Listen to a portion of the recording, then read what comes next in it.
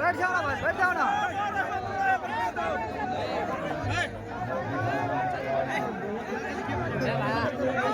तेरे पूछो नहीं यार।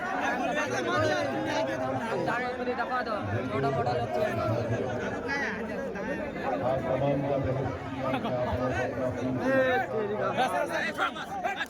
बात छोड़ो ना रे भाई, साइड हो जाओ ना।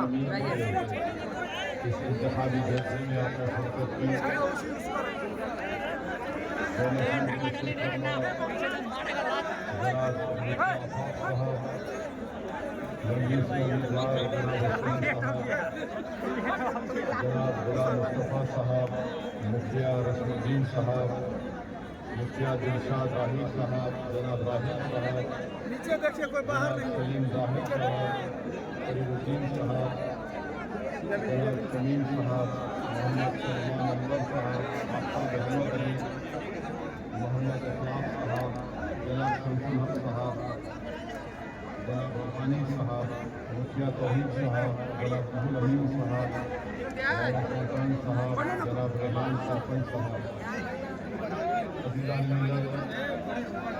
आप जानते हैं कि ठाकुरगंज से लंबा लंबा सब थोड़ा इधर अंदर ही जगह नहीं है भाई। गुजारिश ये है कि आने वाले 9-11 नवंबर के दिन आप तमाम मुतहदा तौर पर अपने एक वोट का इस्तेमाल मजलिस इत्तेहाद मुस्लिमीन के उम्मीदवार की कामयाबी के लिए इस्तेमाल करें। और साथ ही साथ हम आपको बताना चाह रहे हैं कि मजलिस के ताल्लुक से मुखालिफ की मजलिस बहुत सी बातें करते हैं। अपनी जगह था।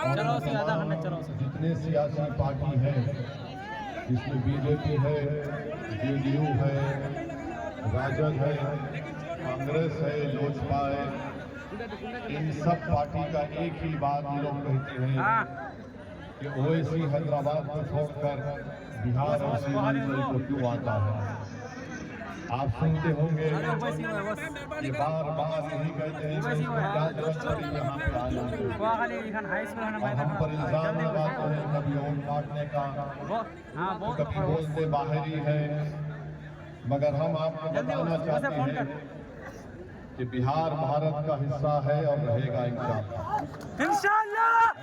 भारत का हिस्सा है और रहेगा इंशाअल्लाह। तो कोई माइका लाल इन सियासी पार्टियों का नेता ये नहीं कह सकता कि असदुद्दीन ओवैसी बिहार को क्यों आ रहा है या सीमांचल को क्यों आ रहा है। हम जब तक अल्लाह हमको जिंदा रखेगा हम सीमांचल को आते रहेंगे। कोई माइका लाल अगर हिम्मत है तो रोक के दिखाए हम। और हम क्यों आते हैं आपको बताते हैं। 20 साल यहाँ पर सत्ता बिहार की जनता ने कांग्रेस को दी। 15 साल बिहार की जनता ने, सीमांचल की जनता ने लालू परिवार को मुख्यमंत्री बनाया। अब 20 साल से यहाँ पर नीतीश कुमार की सरकार है और इस 20 साल में नीतीश कुमार कभी नरेंद्र मोदी के साथ बैठकर चाय पिए तो कभी तेजस्वी को खाना खिलाया। अब आपको मैं बताना चाहता हूं कि इन्होंने बिहार का क्या हाल करके रख दिया। मैं हमारी माँ और बहनों को बताना चाहता हूं, एक बड़ी तादाद में यहाँ पर जमा है और मेरी माँ और बहनें मेरी इस बात से मुत्तफिक होंगी कि अगर कोई माँ अपने पेट में किसी बच्चे को पालती है, 9 महीने वो माँ कितनी तकलीफ को बर्दाश्त करके उस औलाद को पैदा करती है। बिहार में क्या पोजीशन है और आप हम जानते हैं कि जब एक माँ जब किसी बच्चे को पैदा करती है वो कितनी तकलीफें उठाती है। इसीलिए हमको बाहर छोड़ दीजिए। हम आपसे कह रहे थे कि जो माँ अपने किसी बच्चे को पैदा करती है, हमारे आका मोहम्मद सल्लल्लाहु अलैहि वसल्लम ने इरशाद फरमाया कि उस माँ के लिए ये हज और उम्रा जिहाद की तरह है।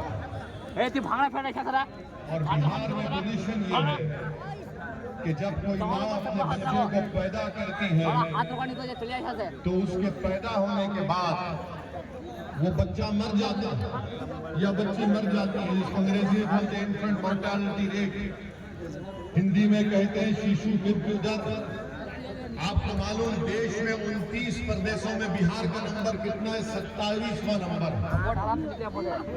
और आज आकर नरेंद्र मोदी ये कहते हैं कि हम बिहार में ये कर दिए, बिहार में वो कर दिए, हम बिहार की महिलाओं को पैसे देंगे, 25 लाख को हमने 7,000 दे दिए। मोदी जी, नीतीश कुमार जी, हमको ये बताइए, अगर कोई माँ अपने पेट में 9 महीने बच्चे को रखकर पैदा करती है और तुम्हारी सरकार की गलती और नाअहली की वजह से उसकी औलाद मर जाती है, तो आप जाकर उसको बोलेंगे कि ये लो तुम्हारे अकाउंट में हम 7,000 रुपये 10,000 रुपये डाल रहे हैं, तो वो माँ उस पैसों को निकालकर आग में जला देगी और कहेगी कि मेरा बच्चा या मेरी बेटी मरी क्यों, तुमने अस्पताल क्यों नहीं बनाया यहाँ पर। और ये झूठ बोलते हैं बीजेपी और नीतीश कुमार। और फिर यहाँ पर ये मैं नहीं कह रहा हूँ, ये मोदी सरकार का नीति आयोग का डेटा है। फिर जो बच्चे अंग्रेजी में बोलते, हिंदी में बोलते अविकसित बच्चे कि क्या पोजीशन है बिहार का? 29 प्रदेशों में 27। जो बच्चे बोलते हैं कि वेस्टेड, इनको हिंदी में बोलते बर्बाद बच्चे, क्या पोजीशन है बिहार का? 27वां 29 प्रदेशों में। जो बच्चे पैदा होते हैं जिनका वजन कम होता है, क्या बिहार 27वें पोजीशन है 29 प्रदेशों में? किस मुंह से आकर भारत के प्रधानमंत्री और बिहार के 20 साल के मुख्यमंत्री ये कहते हैं कि बिहार में हमने सब कुछ कर दिया? ये सब केंद्र सरकार का डेटा है। और फिर आप जानते हैं कितने बच्चे बिहार में स्कूल में पढ़ते हैं, पहली क्लास से 8वीं क्लास में। बिहार के लड़ना अपने को भाजपा से है, जेडीयू से है, को हराना है। जो 5 साल से विधायक तो था, मगर अपने नेता तेजस्वी और अपने ठेकेदारों को छोड़कर 15 नाम किसी का नहीं बोल सकता। तो बिहार में कितने स्कूल में पहली क्लास से 8वीं क्लास में बिहार का पोजीशन 24वां 28 प्रदेश। कितना बच्चा ड्रॉप आउट रेट है, स्कूल छोड़ देता है। 29 प्रदेशों में बिहार का नंबर 28। कितने बच्चे स्कूल में जाते हैं 6 और 13 साल की उम्र में, बिहार का नंबर 17वां। और 18-23 साल में सबसे कम नंबर बिहार का है। मोदी जी इतना झूठ क्यों बोलते हैं आप नीतीश कुमार के साथ? ये पोजीशन है बिहार का। और सिर्फ बिहार में 9% जनता के घर में नल जल पानी का पाइप है। ये खुद बिहार का केंद्र सरकार का डेटा बोलता है। बिहार में 28% बच्चे बिहार छोड़कर कभी पंजाब तो कभी दिल्ली तो कभी कहां चले जाते हैं, जिससे बिहार के 30 से 50% घर परेशान हो जाते हैं। ये हाल करके उन्होंने बिहार का रख दिया। और ओवैसी आता है बिहार को तो सब बोलते हैं ये यहाँ पर क्यों आया है। अब आ जाइए सीमांचल का। सीमांचल में जो बच्चे पैदा होकर मर जाते हैं इसको मृत्यु दर बोलते हैं, यानी जिसको हमने अभी आप हिंदी में कहा शिशु मृत्यु दर। सीमांचल में वो है किशनगंज जिले में सबसे ज्यादा। इसका जिम्मेदार कौन है बताओ आप? मेरी सरदार माँ और बहनों, 11 तारीख को वोट अगर आप डालने जाएंगे तो हम जो बात आपके सामने रख रहे हैं उसको याद रखकर आप अपने वोट का इस्तेमाल करिए। आप ये भी देखिए पूरे बिहार में सबसे ज्यादा पहले कौन मरता है? मुसलमान मरता है। गवर्नमेंट का डेटा है, ओवैसी का भड़काऊ भाषण का जुमला नहीं है। ये बिहार और केंद्र सरकार के लिए सबसे ज्यादा पहले मरने वाला मुसलमान है। और गुर्बत कितनी है बिहार का अल्पसंख्यक समाज मुसलमान की। बिहार प्रदेश कह रही है कि जो गांव में मुसलमान रहते हैं 50% गरीबी रेखा के दर से नीचे है, तो शहर में रहता है वो 44% है। इसका जिम्मेदार ओवैसी है क्या बताओ? मेरे अजीज दोस्तों और बुजुर्गों, किशनगंज जिले में खवानगी का तनासुब 55%, और फिर जिसको हम कहते हैं कि चाइल्ड स्टंटिंग, यानी अभिक्षक बच्चे कितने किशनगंज में, वो करीब 40% के ऊपर हुआ। क्यों ये सब हो रहा है? क्यों ये इसलिए हो रहा है क्योंकि आप मुत्तहद होकर अपने वोट का इस्तेमाल नहीं करते। चुनाव आता है तो उनको बांट दिया जाता है, आपको बांट दिया जाता है, ये बाहरी है, ये और कटवा है, ये खुला है, ऐसा है, और फिर ये लोग राज करते हैं। आप जानते हैं कि बीजेपी ने किस तरह का माहौल पैदा कर दिया। किशनगंज को सीमांचल की लड़ाई मजलिस लड़ रही है और बीजेपी बोलती है घुसपैठियां यहाँ पर। अमित शाह अगर बोलते, जनता में खड़े होकर बोलते जनसभा में, भाइयों बहनों घुसपैठियों को भगाना, वो बेचारी जनता हाँ। अरे अगर घुसपैठी है तो 11 साल के प्रधानमंत्री के हसनैन साहब है या ओवैसी है? बताओ गृह मंत्री, कहाँ घुसपैठी है? सीमांचल को बदनाम किया जाता है, हमारे शेरशाहवादी भाइयों पर झूठा इल्जाम लगाया जाता है, जिसकी मैं मजम्मत करता हूँ। अगर घुसपैठी 65 लाख नाम इलेक्शन कमीशन ने निकाले पूरे बिहार से, तो मालूम हो 2 घुसपैठी निकले सीमांचल से, वो भी कौन थे? बोलो मोदी, उनका नाम बोलो। बोलो अमित शाह, उनका नाम क्या था? उनका नाम क्या असद था? उनका नाम क्या हसनैन था? नहीं था उन दोनों का नाम। हाँ मोदी जी, एक घुसपैठिया को आप अपनी बहन बनाकर बांग्लादेश से दिल्ली में लाकर बिठाकर बैठे, उसको बांग्लादेश लेकर जाइए। अगर बांग्लादेश का रास्ता नहीं मालूम तो वैसी बताता है आपको कहां से ले जाकर छोड़ना है। मेरे अजीज दोस्तों और बुजुर्गों, सीमांचल की लड़ाई हम लड़ रहे हैं और आपको बताना जरूरी समझता हूं कि पटना में मोदी ने, नीतीश कुमार ने क्या बनाया? एम्स बना दिया, IIT बना दी, NIT बना, NIST बना, NLU बनाया, PMCH बनाया, NMCH बनाया, और फिर गया में और राजगीर में IIM बना दिया, सेंट्रल यूनिवर्सिटी बना दी, नालंदा यूनिवर्सिटी बना दी, बिहार पुलिस अकादमी बना दी, एक खेलने का कॉम्प्लेक्स बनाया 750 करोड़ का। अरे क्या सीमांचल चांद पर है या बिहार में है? बताओ हमको। सीमांचल पटना से 300 किलोमीटर के फासले पर है। मोदी को बिहार की जनता ने 3 मरतबा प्रधानमंत्री बनाया। बिहार की जनता ने लालू परिवार को 15 साल सत्ता में रखकर मुख्यमंत्री बनाया। बिहार की जनता ने नीतीश कुमार को 20 साल मुख्यमंत्री बनाया। तो बिहार की जनता पर सीमांचल की जनता को हम बता रहे हैं कि मोदी को आपने 3 मरतबा प्रधानमंत्री बनाया, मगर मोदी का दिल अहमदाबाद में अटका हुआ है। लालू परिवार को अपने 15 साल मुख्यमंत्री बनाया, उनका दिल अपने सिर्फ एक ही बेटे के ऊपर अटका हुआ है। नीतीश कुमार को 20 साल मुख्यमंत्री बनाया, मगर नीतीश कुमार का दिल राजगीर में फंसा हुआ है। सीमांचल का क्या होगा फिर? सीमांचल का कैसे हम काम करेंगे? मेरे भाई, हम आपसे बता रहे हैं, अगर आप यहाँ से 11 तारीख को हसनैन साहब को अपना विधायक बनाएंगे, वैसे आपसे वादा करके जा रहे हैं इंशाअल्लाह ताला। ठाकुरगंज ब्लॉक के रसिया पंचायत के भाग गांव में जाने वाली सड़क को आजादी से नहीं बनाया गया। हसनैन साहब, आपको रोड बनाना पड़ेगा।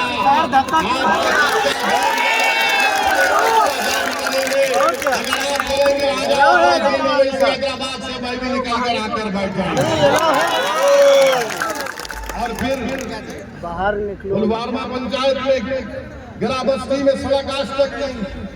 अरे पूरी विधानसभा में ऐसा लगता है कि रोड नाम की चीज ही नहीं, मगर तुम्हारा वोट लेकर तुम्हारे वोटों की रोड पर चलकर कोई पटना को चले जा रहा है, मगर तुम्हारे गांव में रोड बनाने का काम नहीं कर रहा है। अब आप बताइए कि यहाँ पर इतना बड़ा बड़ा मसला मसाइल है, क्या क्या नहीं हो रहा है? सीमांचल को पसमानदा इसलिए रखा जा रहा है ताकि सीमांचल के बच्चे अपनी जवानी को बर्बाद करके हैदराबाद, दिल्ली, मुंबई, पंजाब में जाकर वहाँ पर काम करें। जिस दिन सीमांचल में अपने को इंसाफ मिलेगा, तालीम मिलेगा, रोजगार मिलेगा, लोगों की जिंदगी बर्बाद हो जाएगी, क्योंकि उनका खिदमत करने वाला कोई नहीं रहेगा। ये काम हम करेंगे। और आपको हम बता रहे हैं मेरे भाई, ओवैसी तुम्हारे दरमियान में खड़ा होकर कह रहा है कि सीमांचल में एक तेज रफ्तार की दिल्ली सीमांचल की रेल लिंक की जरूरत है। हम लड़ेंगे इंशाअल्लाह ताला उसके लिए। और फिर पटना से किशनगंज अरारिया वंदे भारत की यहाँ पर ट्रेन की जरूरत है। यहाँ पर फैक्ट्री क्यों नहीं लगती सीमांचल में? बोलो मोदी जी, बोलो नीतीश कुमार, बोलो तेजस्वी, तुम तो मुख्यमंत्री भी थे। मजलिस लड़ेगी कि NH 31 NH 57 पर यहाँ पर फैक्ट्री लगाई जाए। जितना यहाँ पर अस्पताल है उसको PHC बनाया जाए। मजलिस 100 कम्युनिटी क्लिनिक सीमांचल में बनाने की लड़ाई लड़ेगी। और ये जो कोसी का नदी का पानी आकर कटाव करता है, हम लड़ेंगे सरकार से 3000 करोड़ रुपए लेकर उस कार्बन का काम करवाएंगे इंशाअल्लाह। और मेरे अजीज दोस्तों और बुजुर्गों, यहाँ पर आपके मुख्तलिफ मसाइल हैं। यहाँ पर कुआखाली को ब्लॉक बनाना है इंशाअल्लाह। बनाना है ना कुआखाली को ब्लॉक? कितने लोग बनाना चाहते हैं? हाथ उठाइए। बिल्कुल ब्लॉक बनेगा इंशाअल्लाह। फिर यहाँ पर आप जानते हैं कि कुआखाली में एक अस्पताल है, उसको PHC बनाना है। नदी कटाव काटबंद का काम है। और फिर आप ये भी जानते हैं कि यहाँ पर डेरामरी में, कुआखाली में, जियापुर में, कद्दूबिटा में रोड को बनाना है। ये सब काम इंशाअल्लाह ताला ये आपकी जिम्मेदारी है। और हम आगे आपको पूछेंगे हर 6-7 महीने में ये काम कितना आगे बढ़ा, क्या नहीं हुआ। सिर्फ भाषण देकर जाने वाले का नाम असदुद्दीन ओवैसी नहीं है। भाषण देकर जाता तो 11 साल से बार बार आपके दरमियान में नहीं आता। हम 11 साल से आते रहे और इंशाअल्लाह जिंदगी बाकी रही, जिंदगी वफा की तो तुम्हारे दरमियान में आता रहूंगा। तुम्हारी लड़ाई मेरी लड़ाई है। मेरे अजीज दोस्तों और बुजुर्गों, मोदी ने वक्फ जायदाद को छीनने का कानून बनाया, मस्जिद दरगाह खानखा को खत्म करने का कानून बनाया। दुनिया ने देखा कि असदुद्दीन ओवैसी भारत के पार्लियामेंट में अकेला था, मगर अकेला खड़े होकर हमने बीजेपी के तमाम और NDA के MPs ने आग में आग डालकर कहा कि तुम जो कानून बना रहे हो बाबा साहब अम्बेडकर के संविधान के खिलाफ है। हम इस कानून को काला कानून मानते जो हमारी मस्जिद से हमको छीनना चाहता है। हमने पूरे भारत में पार्लियामेंट के कानून को फाड़ कर उनके बीजेपी के मेरे भाई, आपने सबको मौका दिया। 20 साल कांग्रेस को दिया, 15 साल लालू परिवार को दिया, 20 साल कुमार मोदी को आपने दिया। बताइए हम वोट डालने वाले डालने की मशीन नहीं है कि कोई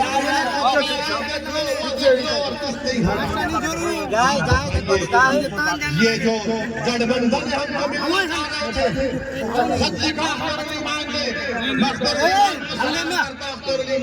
पिछले 11 साल से मजलिस के झंडे को लेकर सीमांचल के कोने कोने में और बिहार के कोने कोने में लेकर गए हैं। वो नहीं करना चाहते थे तो हम तो भीख नहीं मांग सकते। हमने तय कर लिया कि हमारी लड़ाई सम्मान की लड़ाई है, हमारी लड़ाई इज्जत को हासिल करने की लड़ाई है, हमारी लड़ाई बराबरी की लड़ाई है। और हमारे मुकद्दर के फैसले हम करेंगे। पटना और दिल्ली में बैठने वाला तो जालिम हुक्मरान हमारे बच्चों के, नौजवानों के, माँ बहनों के मुस्तकबिल का फैसला नहीं करेगा। हम नहीं होने देंगे।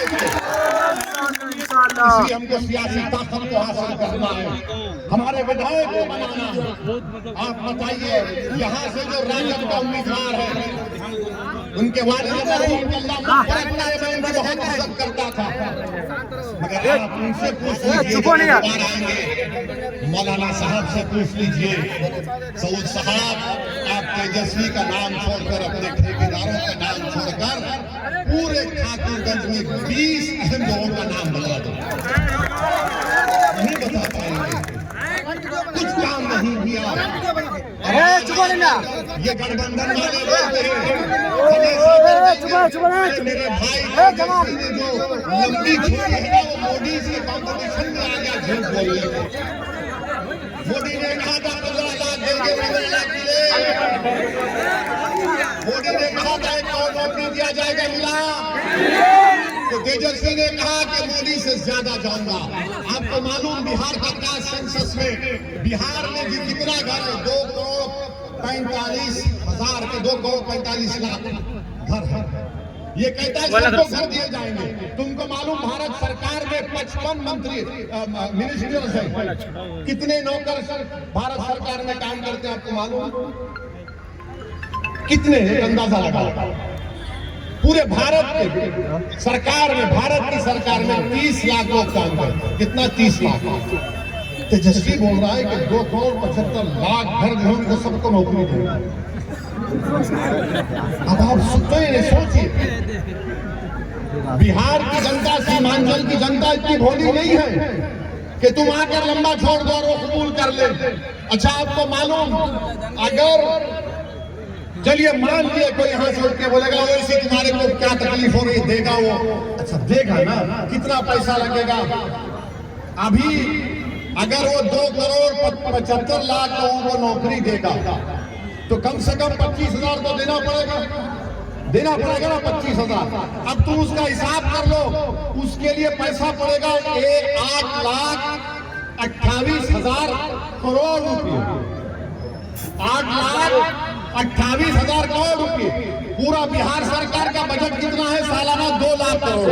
ये कहां से लाएंगे बाबा तुम 6 लाख? पैसा तो झाड़ पे नहीं उठाना। तो तेजस्वी बोलेगा वैसी भड़काऊ भाषण देता हो, काटते हैं तुम्हारा, इसको भरोसा मत करो। अरे बाबा तुम बताओ तो सही, कहां से लाओगे? किधर से लाओगे? किधर से लाओगे? आप अच्छा फिर बोलते कि अगर कोई सुनो भाई, अगर कोई ये बोलता है कि इंटर्नशिप या नौजवान को फैक्ट्री में इतना पैसा देगा, कौन सी फैक्ट्री है यहाँ पर? वो तो बता दो प्यारे, कौन बता दो ना। कुछ नहीं है मगर आकर बोल दिए। अच्छा आप ये बताइए, वक्फ का कानून पार्लियामेंट में बनता है ना? देश के लिए बना पार्लियामेंट में, बिहार सरकार ने तो नहीं बनाया।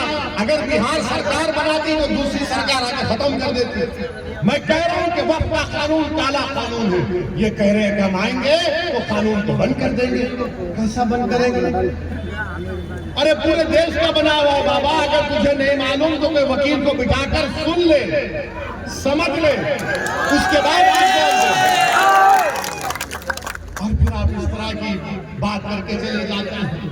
मेरे अजीज दोस्तों और बुजुर्गों, मैं आपको बता रहा हूं, मैं ठाकुरगंज की जनता को पैगाम दे रहा हूं, आप मेरी बात को गौर से सुनिए। तेजस्वी यादव के बगल में बैठकर वीआईपी पार्टी के हमारे मुकेश भाई को मैं सलाम करता हूं। उन्होंने अपने समाज के इत्तेहाद पर पूरा भरोसा करके कहा कि मल्ला समाज तेजस्वी के साथ है। अगर हमको सत्ता मिलेगी तो मल्ला समाज पूरे बिहार में 3% उप मुख्यमंत्री मैं बनूंगा।